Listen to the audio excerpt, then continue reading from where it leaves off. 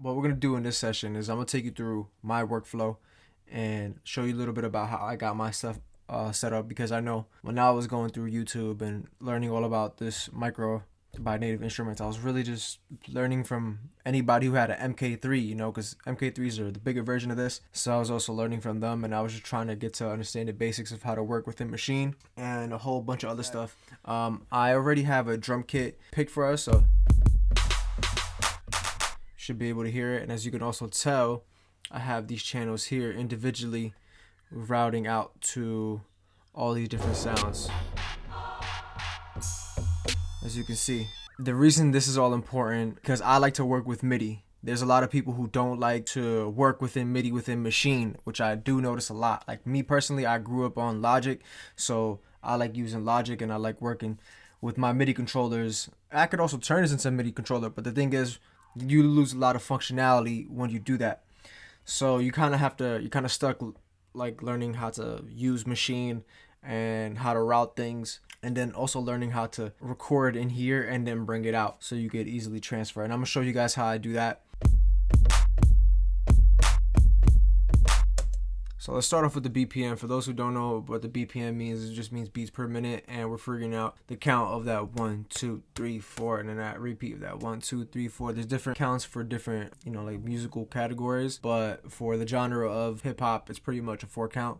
Use that as a grid to help you understand more about like what speed you want things to hit, because sometimes anything below 120 BPM is going to be not in double time, so therefore anything below 120, a snare is usually going to hit on the count of 2 and 4, while anything above 120, the snare will usually hit in at the 3 count because it's in double time. So let's get into this BPM and let's raise it up. I've been working within this like 140 range recently.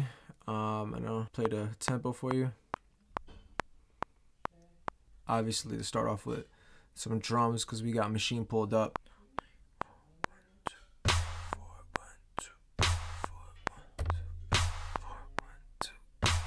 Let's make this a 4 count.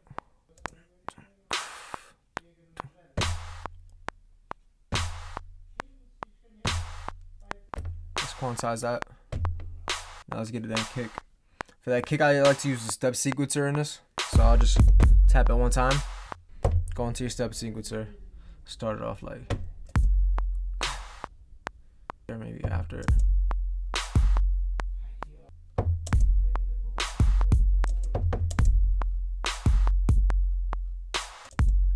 So that's page 1. If you use a little knob, you're able to switch off to the second page.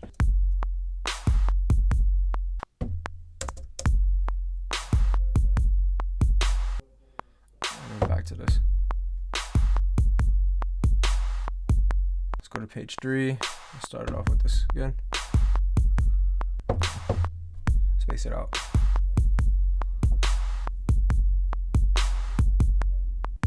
Thinking of like a double sound there at the end, so let's switch to page 4.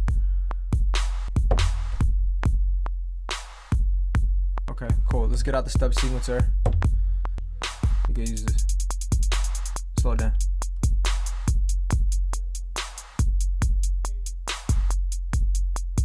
Alright, so let's record that.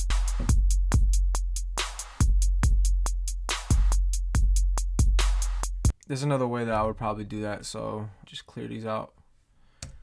And I want to try that again, like with moving my finger a little bit.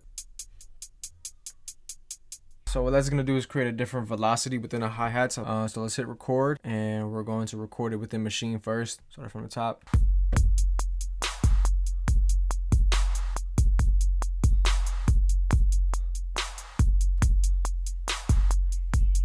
Let's move on to the next. You could also add like quick stutters too, like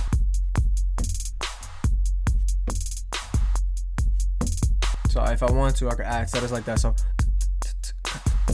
maybe just a few of these. Let's get in there. Press Command and go zoom in and out at this piece. That was kind of confusing at first when I learned this. Alright, so let's back up again and get the whole view. Maybe this for repeat, make it faster.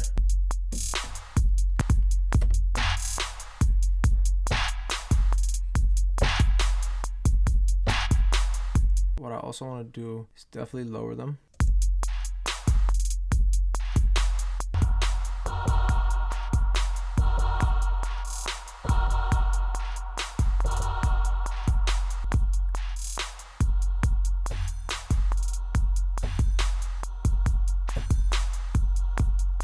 I got enough sounds out of this, and I could probably like remove sounds throughout the track. I'm gonna show you how. I pull basically like this, and then I go ahead and mute this because I don't want it to play again. I got all the MIDI laid out for me here. I'll go ahead and delete all of this stuff right here, and now I'm left with the sounds I just created.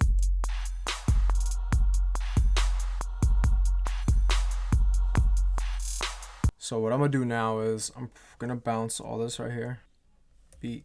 I'm gonna just drag this to the right. And the reason why I bounce it from what we had that MIDI, and I told you I like to work with MIDI. It is still pretty important to me, but what happens when you don't bounce is you'll see this MIDI start getting recorded within the machine.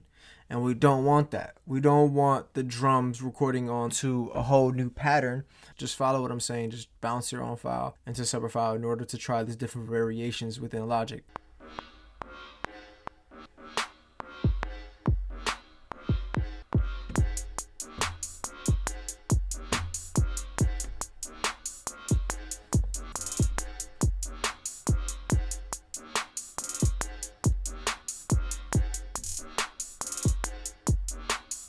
Copying this kick over into this bass, see how it sounds.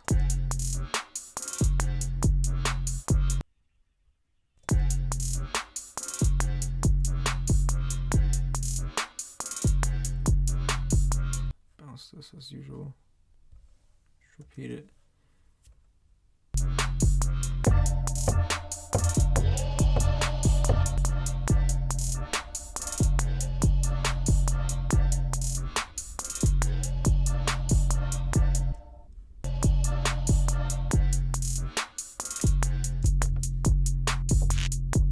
I like that little like gritty sound. Drag it here. Yeah, I got 2 bars.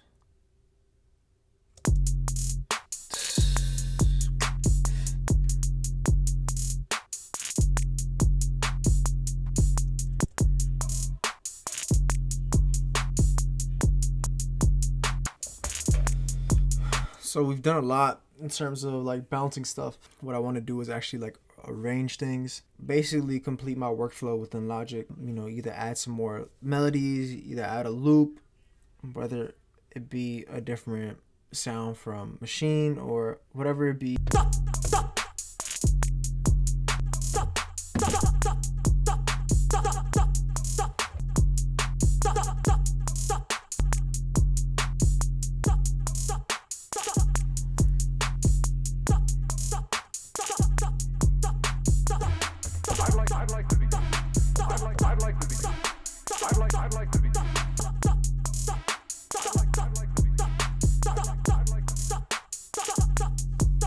Really what I'm gonna do now is just make stuff more tangible to see, or just like more manageable to see. Let's hide this into track stack. It's fine, and now it just gives me all in one what I need. But yeah, let's find a melody within, like, let's say like the Logic Pro loops. This is all the stuff that you guys could choose as well, that you could go through and just try out.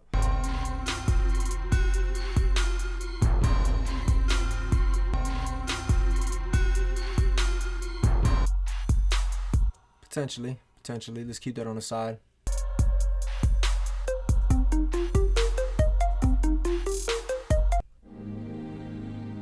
This might go well. See what it does with this.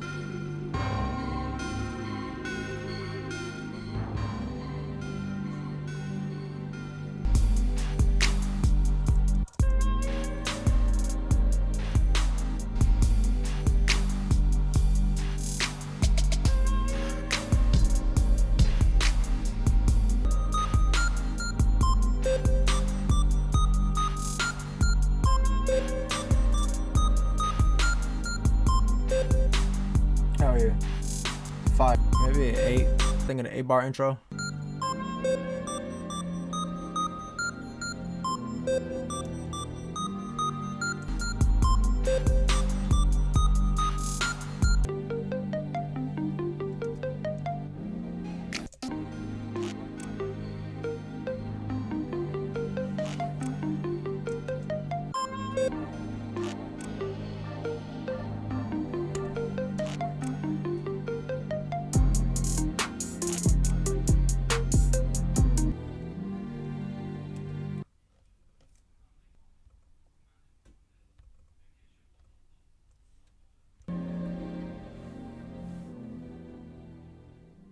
Let's go ahead and listen back to this. Remember, this is a 140 BPM. It's kind of slow because if you divide 140 divided by 2, it's equals 70. So the 70 BPM is kind of slow, but it's a vibe for somebody who's in this certain vibe right now. Like, I like to create different types of sounds all the time. So here's what we created this time.